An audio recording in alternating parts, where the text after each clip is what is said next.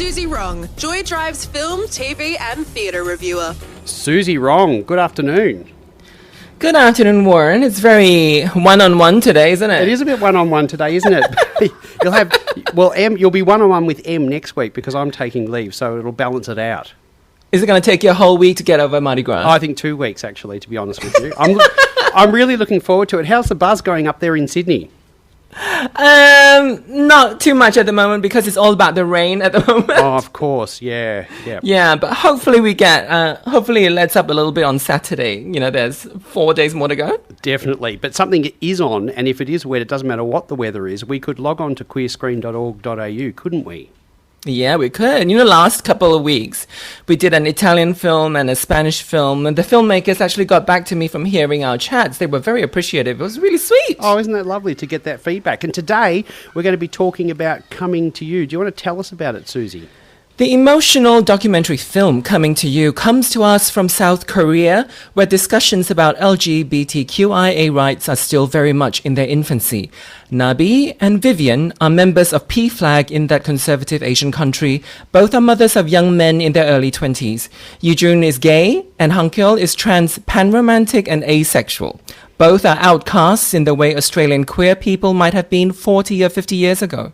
The film does function as a sort of nightmarish flashback for Western viewers, but the real focus of Coming to You is on the mothers, how they come to terms with their sons coming out, and how they gradually become the most incredible activists for queer rights in South Korea.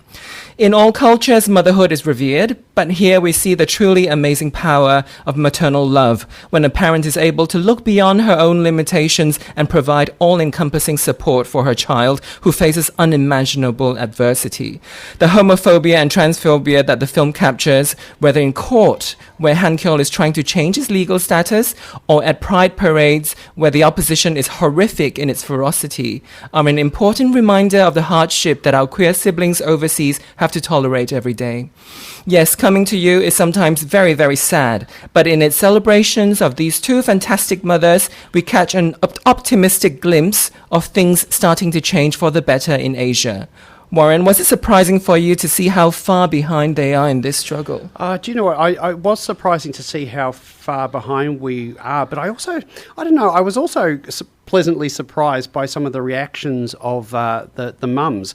I found it to be a really powerful documentary, Suzy. I think getting a look at queer life in Korea was an eye-opener for me, and particularly seeing it through the parents' perspective. I mean, there was so much content in there, so much personal content, and I think one of the touching moments for me, and I won't spoil it, is there was that letter describing the last 10 years and the parents questioning why weren't they comfortable in coming out to us? And I thought, wow, we so often, we see it from our perspective, don't we, of coming out, but it was really intriguing to find out what was going on in the minds of those wonderful mothers. Yeah, whenever people talk to me about coming out, I always try to remind them that for you, it probably took 10, 20 years to come to this point where you feel comfortable to come out and make this declaration to your family and to the world. But you have to give the grace and the time to your family members as well. Obviously, they shouldn't make it everything about them because it is you coming out, but they do need a lot of time to process as well. And I think not the length of the documentary, but the length at which this crew followed these families. It looks like they followed them for maybe around 5 years, I would imagine. And you could see the evolution of these families and these women, especially these mothers, sort of learning what it is like for their kids, and then themselves becoming really empowered and becoming really outspoken activists. That journey is incredible to watch. Oh, I agree. I mean, from little things at the beginning, like getting annoyed, one of the mothers working at the airport and getting annoyed at other colleagues pointing out gays to her. I think you see the small changes, and then the understanding of what pride means, what pride actually means to her son. I think that was amazing to see that realisation. And the other thing, Suzy, it certainly challenged my view on what I thought, I guess, Asian culture, and particularly its impact on parents of LGBTIQA plus people, what it was like. Because I always assumed it was more conservative in some ways, and maybe you can help me out there. But I Well, found I think you are right. I Yeah. think they are much more conservative. And you can see the P flag groups are so small whenever they gather. There are very few of them. I think just because the filmmakers were able to find two very strong, open-minded women for this documentary doesn't, it is not representative of the community at all. I think they are exceptional women, and it's important that they are made examples of, but at the same time, we shouldn't think that this is a commonplace experience. In a way, I guess these two sons are very lucky to have such great parents. I think so too. Something that was missing for me, I would have loved to have seen how the dads reacted as well. And, you don't really see a lot of that. Suzy, how does this experience of what you've seen happen, and they are two exceptional women in Korea, compared to, say, your experience in Singapore? I don't know if how you can compare the two. My experience, though, I know my father went through a lot of denial. Like when he first heard about me, he heard about me being a gay man when I was around 18 years old and had to go into national service because there was a screening process and they would ask you, are you a homosexual? And I thought I'd be really brave and declare yes. Oh, and well done. And it was the sort of early 90s, and it was the dawn of of that movement in Asia. It was very early dawn of that movement, and I felt like I was.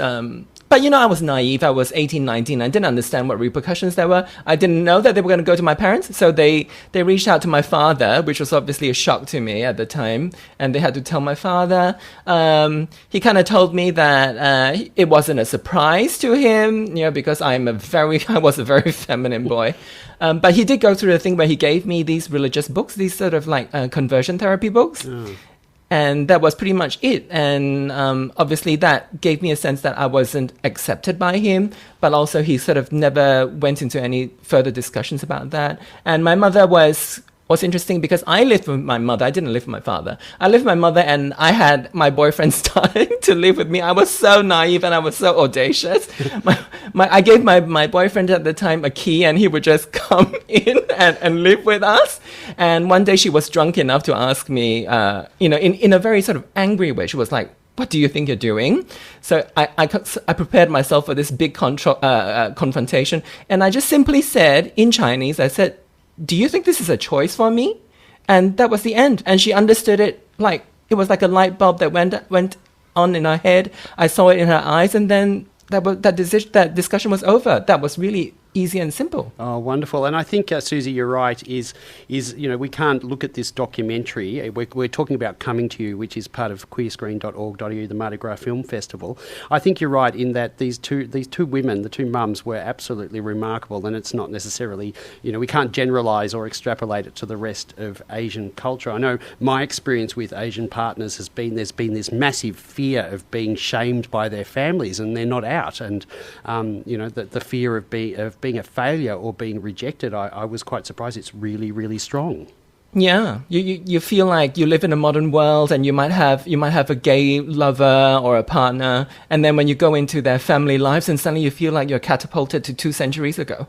And the other thing, Suzy, I want to say too is about Coming to You, the documentary, is not only is primarily it is about these two remarkable women, but also you get the story of the kids, and I found that quite touching. The fact that one kid is showers in the dark because they're so ashamed of their body. I mean, that was really upsetting and confronting. Or and the impact also of mental health, the mental health impact of not being able to have surgery because they're depressed. And I thought, wow. And then having to take pills to prevent them from killing themselves. Yeah, definitely. And also that drive to live abroad, to escape. Yeah. And to get away from it all. Look, I think it's a fantastic documentary. I loved it. I think there's some inspiring stories there. I think there's some sadness, some really upsetting scenes, particularly with protesting, but well worth a look at, Suzy. Yeah, and I hope... I know these things are cathartic for queer people to watch, and in a way it's a very feel-good film to see these two great examples. But I think if you know if parents can see it, I think they would be so helpful, because I think they don't really have, often they don't kind of have personal problems with their kids being queer. It's just they don't know how to deal with the public life. How do you deal with this conversation with other people in your community, other members of family? They don't have the language, they don't have the example to follow, and I think this film gives them the sort of example of, right, if you are courageous, if you are proud, if you are strong, this is how you can do it. And yeah, definitely we encourage you to see it. Take Suzy's advice. It is called Coming to You. You can see it as part of the Mardi Gras Film Festival. All you've got to do is go to queerscreen.org.au and you can see those films and any of the films that we've been reviewing. Suzy, what are we going to be talking about next week? Well, what are you and Em going to be talking about next week? Well, next week, Em and I are looking at an Australian film called The Greenhouse, now streaming on Netflix. It features many of Sydney's best emerging actors, almost all of whom play queer characters, in this haunting supernatural thriller. So it's called The Greenhouse, Aussie movie on Netflix. I shall be tuning in, Suzy. That's right. I think you'll enjoy this one. Thank you. When will we see you? I'll see you next Tuesday. Thanks, Warren. Thanks, Suzy.